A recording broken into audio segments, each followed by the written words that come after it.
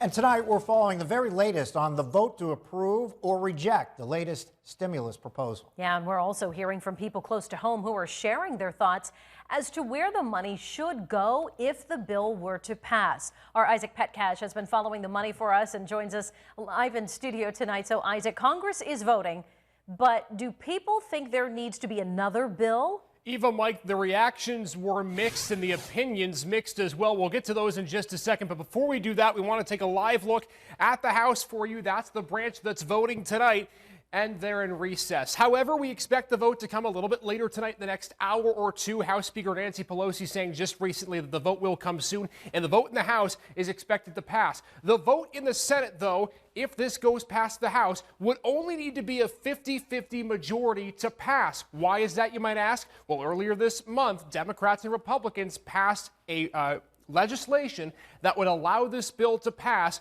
on a majority vote. Vice President Kamala Harris being the tiebreaker, it's 51-50. Now that's in Washington, D.C. What about closer to home? Well, we got a chance to speak to some people as to get their thoughts on how the bill, if it should be passed, what exactly should it go to in our area? This is what they had to say. Two things can be true at once. For example, it's true that government reports showed an uptick in retail sales to hard-hit industries last month. It's also true that local businesses continue to suffer, and Erie resident Marlo Levy knows that all too well. In industries that provide services to folks, I think we're seeing a downturn in terms of volumes just because of folks' fear of their financial situations at the current time. So too does Sandy Riley. She's lived in Erie all her life and says shopping local is all she knows. For her, losing those well-known city staples would be crippling. There's a lot of unique things to the Erie area that only local businesses can provide.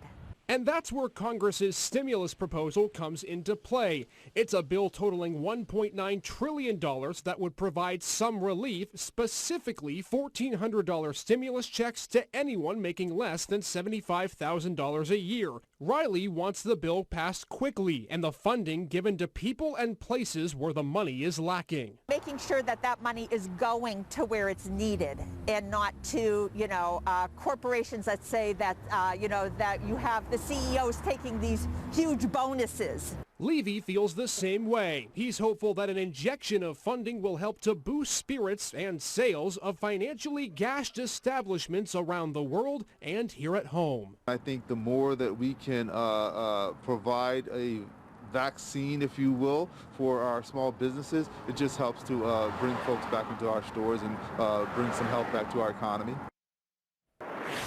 Now, if this bill were to pass the Senate, the biggest provision that is going to be included or not is this, the $15 minimum wage proposal. So we're going to play some red light, green light, because this is very interesting. I want you all to pay attention and take a look at this.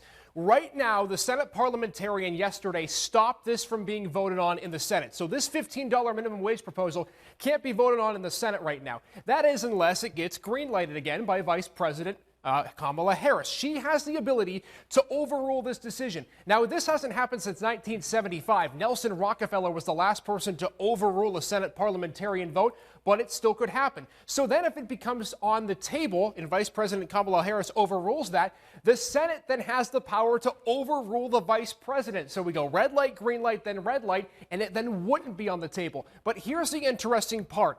Would the Senate actually want to do that? Take a look at this. 2 Democratic senators oppose this minimum wage provision. So if you're the Senate and you're Republicans on the Senate side, it might behoove you to keep this minimum wage proposal in the bill, because if it still is, 2 Democratic senators say they won't approve it, that could mean the entire bill wouldn't pass, since every Democratic senator has to vote yes, assuming there are no Republican votes to the yes, in order for this bill to pass. Red light, green light, right now it's a yellow light on the vote.